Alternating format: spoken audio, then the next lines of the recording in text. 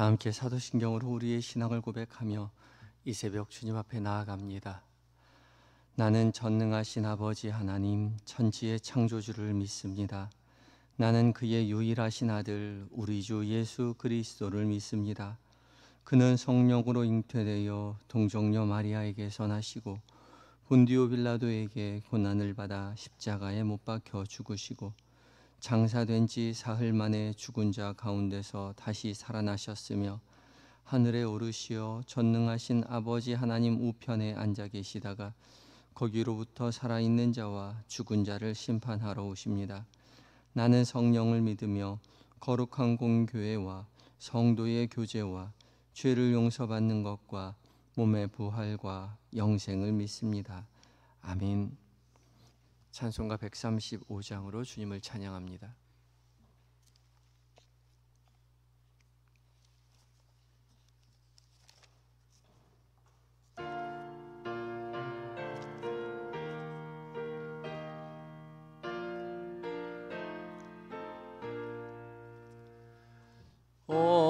어저께나 오늘이나 어느 때든지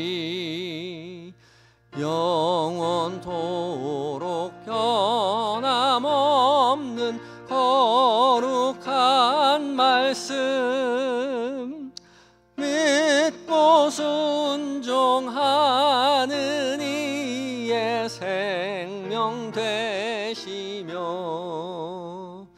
한량없이 아름답고 기쁜 말일세 어저께나 오늘이나 영원 무궁히 한결같은 주 예수께 찬양합니다.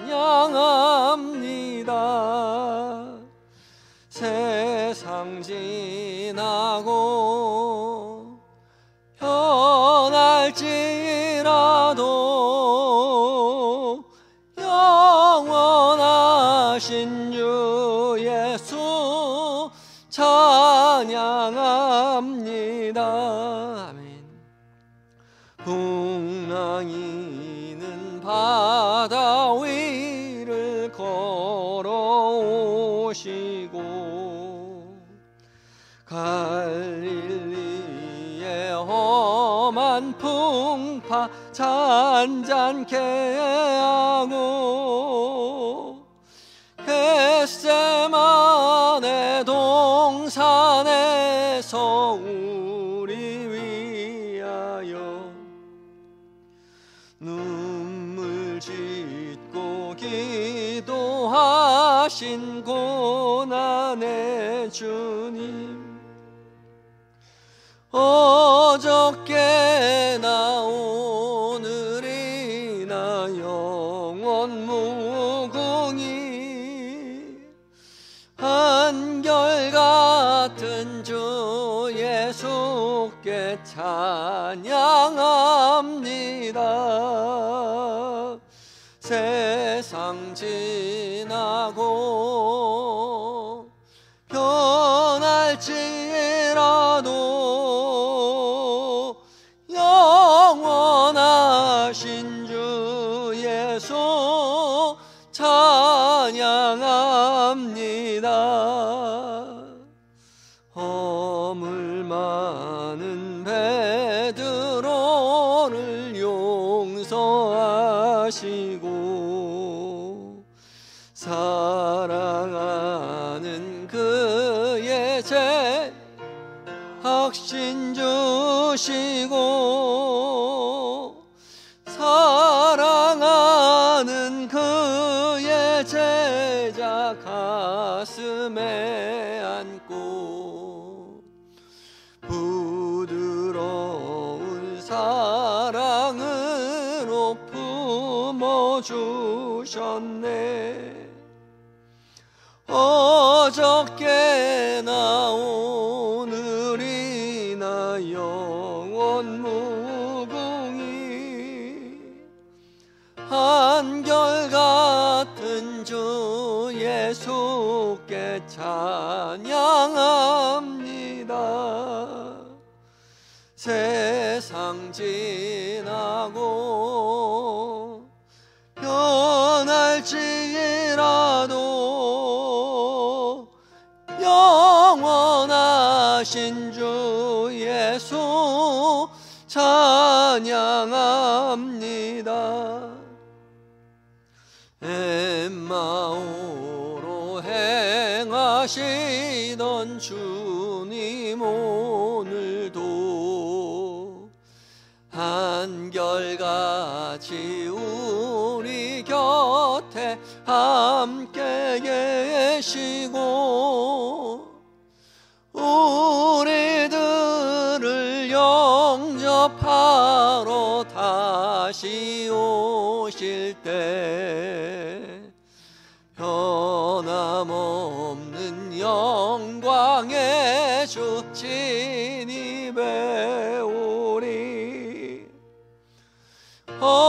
어저께나 오늘이나 영원 무궁히 한결같은 주 예수께 찬양합니다.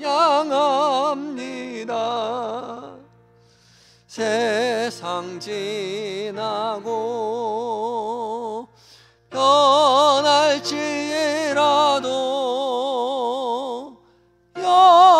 영원하신 주 예수 찬양합니다. 아멘. 우리를 구원하시기 위해서 우리에게 찾아오신 주님, 죄 많은 인생을 주의 자녀 삼아 주신 것만도 감사한데 우리를 제자라 불러주시고 따라오라 말씀하여 주시니 감사합니다. 주께서 말씀으로 우리에게 가르쳐 주심에 감사하여 이 시간 마음과 뜻과 정성을 다하여 우리 모두 주의 말씀 앞에 섭니다. 성령 하나님, 들려지는 모든 말씀 가운데 주의 거룩한 빛을 비추어 주시옵소서. 우리 귓가에 생생하게 들려지는 살아계신 하나님의 음성으로 들려지는 은혜를 누리게 하시고 그 음성 우리의 마음 가운데 종일 새기고 묵상하며 말씀 간직하여 말씀 따라 행하고 말씀으로 승리하는 은혜를 누리게 하여 주시옵소서. 우리와 영원히 함께 하시는 임마누엘의 예수님의 이름으로 기도드립니다. 아멘. 함께 묵상할 하나님의 말씀은 누가복음 5장 1절로 11절까지의 말씀입니다. 신약 96쪽에 있습니다.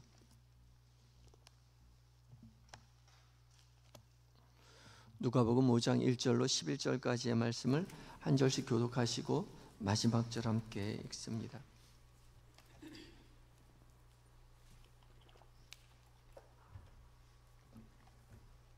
제가 먼저 봉독합니다. 무리가 몰려와서 하나님의 말씀을 들을새 예수는 게네사렛 호숫가에 서서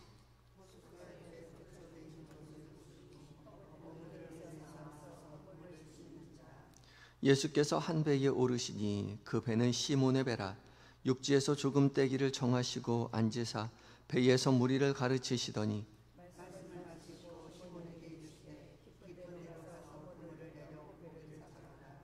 시몬이 대답하여 이르되 선생님, 우리들이 밤이 새도록 수고하였으되 잡은 것이 없지만은 말씀에 의지하여 내가 그물을 내리리이다 하고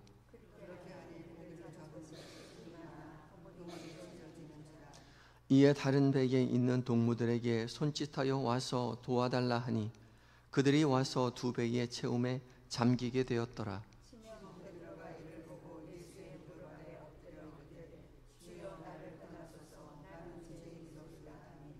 이는 자기 및 자기와 함께 있는 모든 사람이 고기 잡힌 것으로 말미암아 놀라고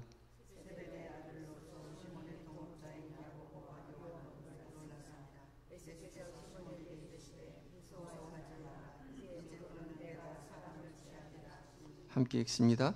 그들이 배들을 육지에 대고 모든 것을 버려두고 예수를 따르니라. 아멘. 에바다 찬양대가 하나님 앞에 찬양을 올려드리겠습니다.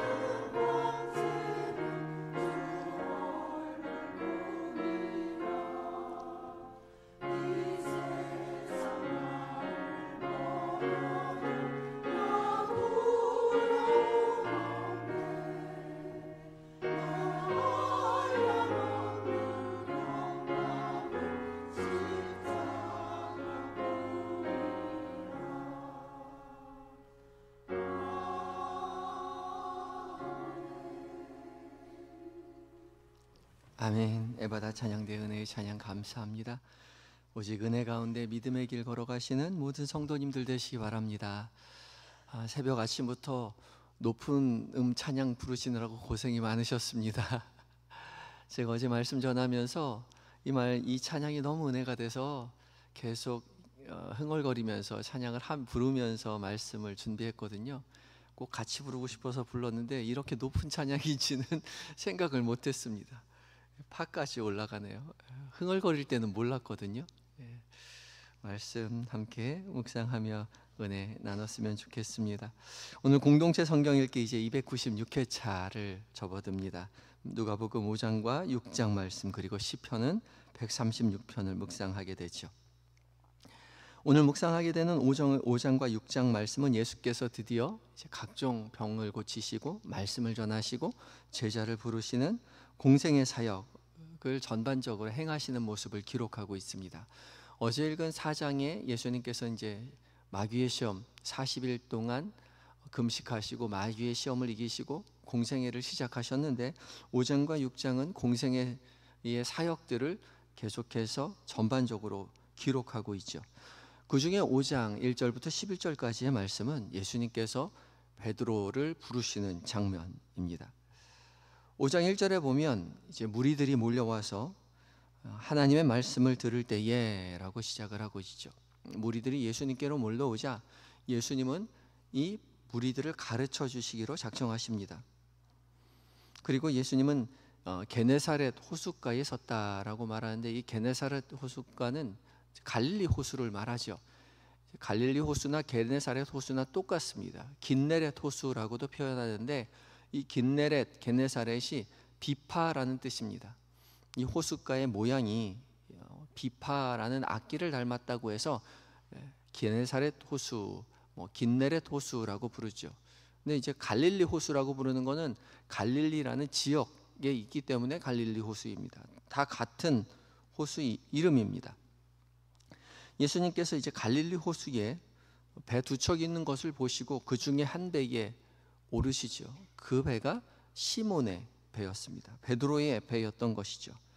예수님은 이제 육지에서 이 배를 조금 떼기를 청하시고 이제 거기에 앉으셔서 무리를 가르쳐 주시죠. 이런 방식은 당시의 랍비들이 제자들을 가르칠 때에 흔히 있었던 방식입니다. 배에 올라가서 가르치시면 이제 무리들과의 거리를 어느 정도 유지할 수 있기 때문에 좋은 방식이기도 했고, 또한 목소리가 바람을 타고 이제 바닷가에 서 있는 무리들에게 자연스럽게 전달될 수가 있었기 때문에 이런 방식을 많이 택했던 것이죠. 눈에 띄는 단어가 하나 있는데 이제 앉아서라는 단어입니다. 이 헬라어로 카디조라는 단어인데요. 이 단어는 당시 랍비가 공식적으로 제자들을 가르칠 때에 사용하였던 단어였습니다. 당시 랍비가 앉아서 가르친다는 것은 랍비가 제자들을 공식적으로 가르치기 시작했다는 그런 표현인 거죠. 그래서 산상수훈도 예수님께서 산에 올라가 앉으시니 제자들이 나온지라 입을 열어 가르쳐 가라사대 이르시되 그렇게 표현하죠. 앉아서 지금 가르친다는 것은 다리가 아팠다는 것이 아니라 공식적인 교육이 시작되었다는 거죠. 그러니까 당시 사람들은 예수님이 랍비 중에 한 명이라고 인식했던 것 같습니다. 이렇게 예수님은 무리들을 말씀으로 가르치신 이후에 베드로에게 깊은 곳에 가서 그물을 던져 고기를 잡으라고 말씀하시죠. 지금 베드로는 그물을 깁고 있었습니다. 하루 종일 고기를 잡을 수 없었죠. 지금 사실 한낮이어서 물고기를 잡을 수 있는 시간도 아닙니다. 물고기는 밤에 다니기 때문에 그렇죠. 또 물고기는 깊은 데 살지 않습니다. 얕은 곳 수초 옆에서 살지요. 베드로가 어부이고 예수님은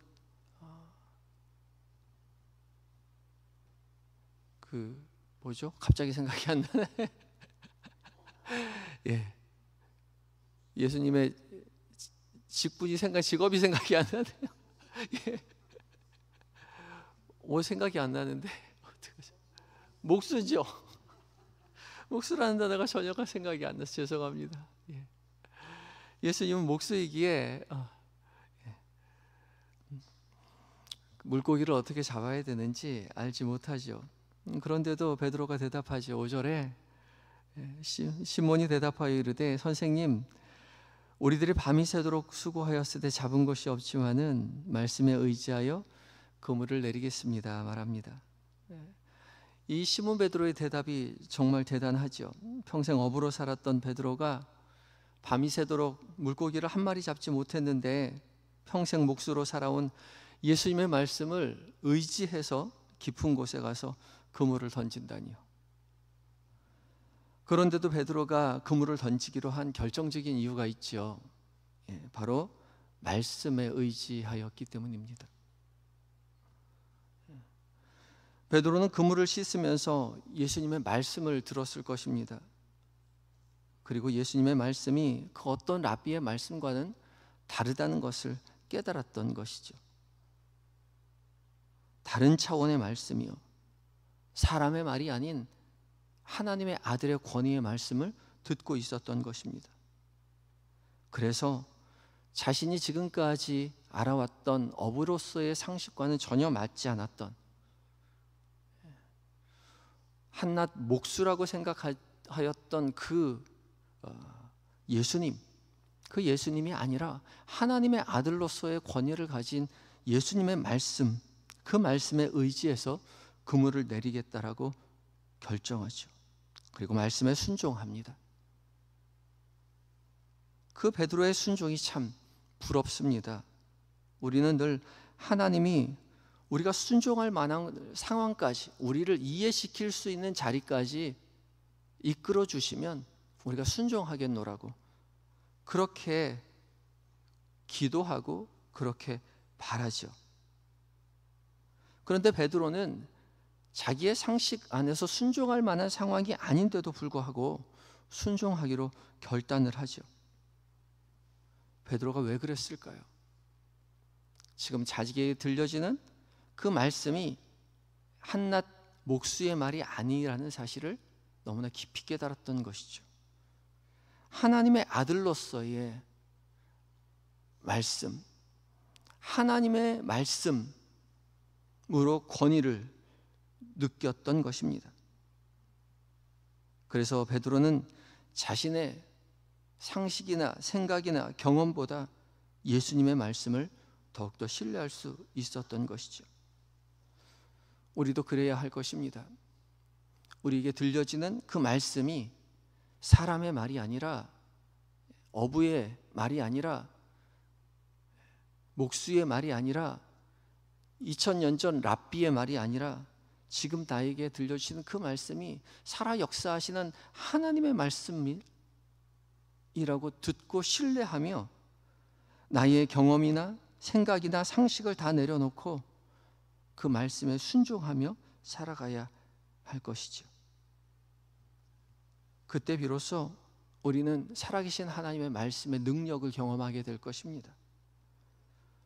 우리가 말씀의 능력을 경험하지 못하는 이유는 그 말씀을 의지하지 않고 내 경험이나 내 상식을 의지하려고 하기 때문입니다. 내 경험이나 상식, 그 안에 들어오는 말씀이 되어야 된다고 생각하기 때문이죠. 그런 태도로는 결코 말씀의 능력을 경험하지 못할 것입니다.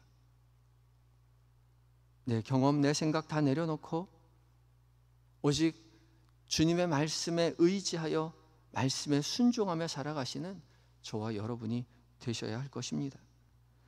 베드로가 말씀에 의지하여 깊은 곳에 가서 그물을 내렸을 때에 그물이 찢어지도록 많은 물고기를 잡게 되죠. 친구들을 불러 그물이 찢어지도록 그 많은 물고기를 배에 잡아 올렸습니다. 그토록 잡기를 바라던 물고기였는데 베드로는 물고기에 시선을 두지 않죠. 예수님 앞에 가서 무릎을 꿇고 엎드려서 주여 나를 떠나소서 나는 죄인으로소이다라고 고백합니다. 베드로는 그 말씀이 남달랐던 그 말씀 의지하여 순종하였을 때에 이루어진 그 모든 상황을 보고 말씀하신 그 예수님이 신적 권위를 가지신 그런 분이라는 것을 깨달았던 것이죠. 그래서 베드로는 두려워 떨며 예수님 앞에 자신의 죄를 자복합니다. 저는 죄인이로소이다. 죄를 자복하는 베드로에게 예수님은 무서워하지 말라고 말씀하시며 내가 이후로는 사람을 취하리라 말씀하여 주십니다. 그리고 베드로는 모든 것을 버려두고 예수님을 따라 나서서 예수님의 가장 첫 번째 제자가 되죠.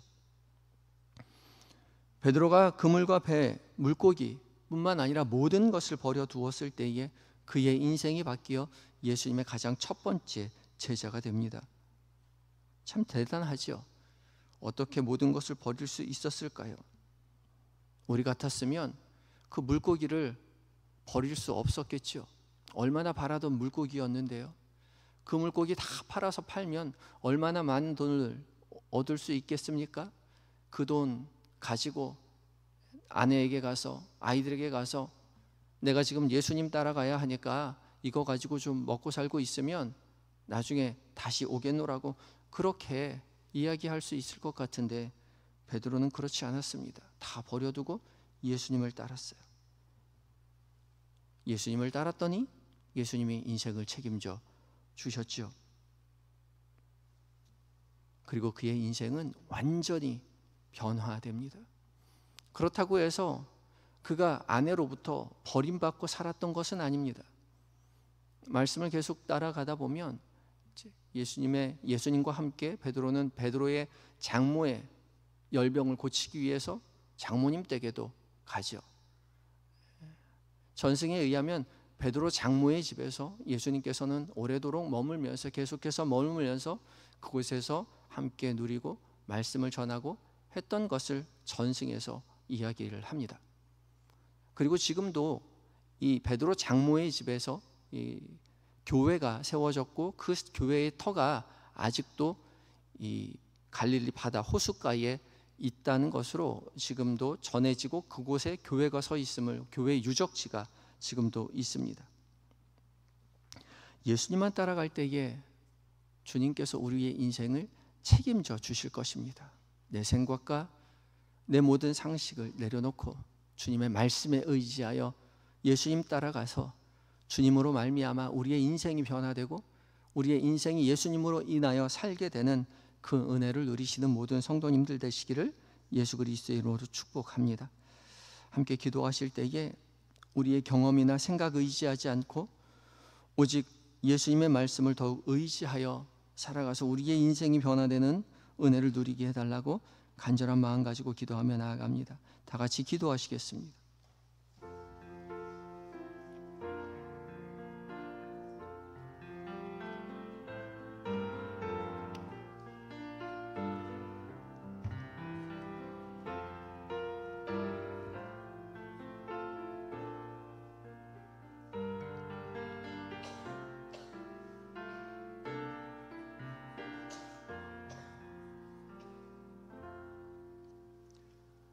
우리를 불쌍히 여기셔서 우리의 삶의 모든 자리까지 찾아오셔서 우리를 구원으로 인도하여 주시는 주님, 이 아침 우리를 깨우셔서 사랑스러운 음성으로 가르쳐 주시니 감사합니다. 주께서 가르쳐 주신 이 귀한 말씀 우리 마음속에 간직하고 오늘 들려주신 그 귀한 말씀 마음에 새기어 말씀에 의지하여 믿음의 길 걸어가는 우리 모두가 되게 하여 주시옵소서. 우리의 상식, 우리의 경험, 우리의 생각 그것 의지하지 않고 오직 살아 역사하시는 하나님의 말씀, 예수 그리스도의 말씀 붙들고 더욱 신뢰하여 그 말씀으로 말미암아 우리의 인생이 변화되고 그 말씀으로 말미암아 우리의 삶이 우리의 인생이 책임져 주시는 하나님의 능력으로 말미암아 더욱더 풍성케 되는 은혜를 누리는 오늘 한날 우리의 인생 되게 하여 주시옵소서.